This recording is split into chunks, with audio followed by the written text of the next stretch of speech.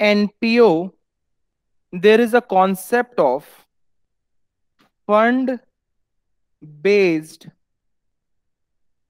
accounting. What do you mean by fund based accounting? जैसे कि NPO में हम पर्टिकुलर चीज के लिए एक फंड बना देते हैं। जैसे कि मान लो मुझे एक एंटरटेनमेंट ऑर्गेनाइज करना है, जहां पे मैं मान के चलो जाकिर खान को बुला रहा हूं। तो अगर मैं एंटरटेनमेंट इवेंट ऑर्गेनाइज कर रहा हूं, तो मैं एक एंटरटेनमेंट इवेंट के लिए फंड बना लिया, फंड बना लूंगा। फंड बनाने का क्या मतलब है कि मैं टिकट बेचूंगा और मुझे इस फंड में पैसे मिलेंगे, और मैं खर्चे भी उसी पर्पस के लिए करूंगा, वही एंटरटेनमेंट के पर्पस के लिए करके चलूंगा। तो फंड में हमारे पास कुछ रिसिप्ट्स होंगे, और फंड में हमारे पास कुछ आउटफ्लोज दैट इज पेमेंट होंगे।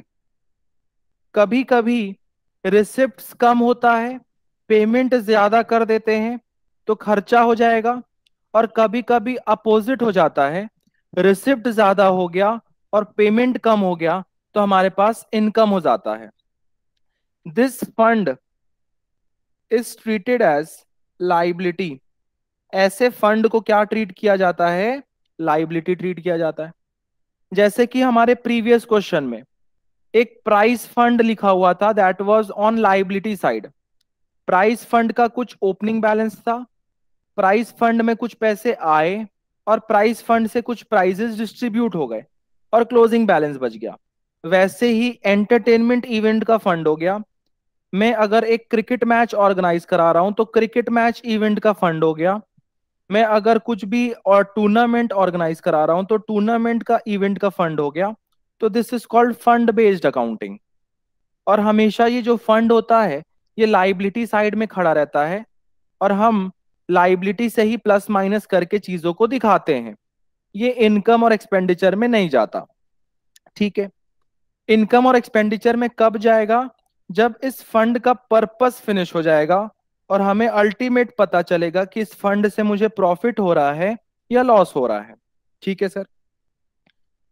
तो यहां पे नोट लिखने वाली बात यह है कि in fund based accounting,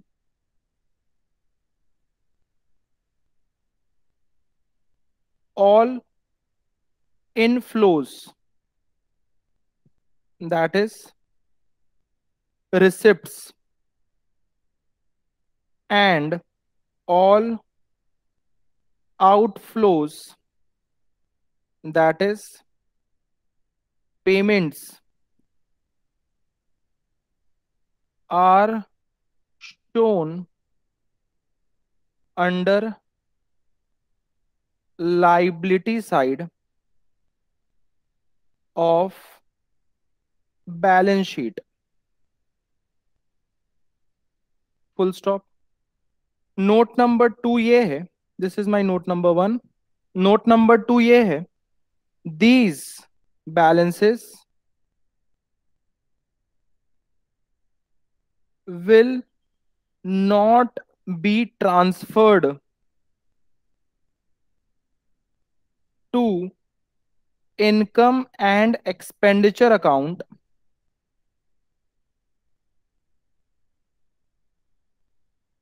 until the purpose of that fund finishes। ये हमारा इनकम एंड एक्सपेंडिचर अकाउंट में तब तक ट्रांसफर नहीं होगा जब तक वो फंड का पर्पस फिनिश ना हो जाए। ठीक है sir. Point number 3, what if the purpose of fund finishes. क्या होगा अगर वो फंड का पर्पस फिनिश हो गया? तो हम ये चेक करेंगे, if, point number A, if receipts is greater than payments. अगर हमारा इनफ्लो हमारे आउटफ्लो से बड़ा है, then it will be treated as income and will be transferred to income and expenditure account. Point number 2, if payments are greater than receipts, अगर उल्टा हो जाए, पेमेंट बड़ा हो जाए, रिसिप्ट्स कम हो जाए, then that will be treated as expenses and it will be transferred to income and expenditure account. तो सीधी बात है, एक कॉन्सेप्ट है हमारा एनपीओ में, that concept is called fund based accounting. In fund based accounting हमें पर्टिकुलर इवेंट का एक फंड बनाना होता है, जहां पे वो फंड कहां पे खड़ा रहेगा, liability side of balance sheet. और कोई भी इनफ्लो और आउटफ्लो हो रहे होंगे तो हम इनकम एक्सपेंडिचर से माइनस नहीं करेंगे, हम उस लाइबिलिटी साइड में जो फंड दिया हुआ है उससे माइनस करेंगे. तो ये फंड लाइबिलिटी साइड में हमेशा खड़ा रहेगा क्या? ऐसा नहीं है. ये फंड लाइबिलिटी साइड में तब तक खड़ा रहेगा जब तक उस फंड का पर्पस फिनिश नहीं होता.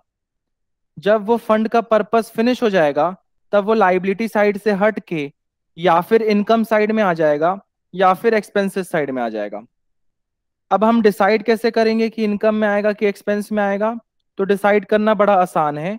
अगर रिसिप्ट ज्यादा है, पेमेंट कम है, तो इनकम हो गया, तो इनकम साइड में आ जाएगा.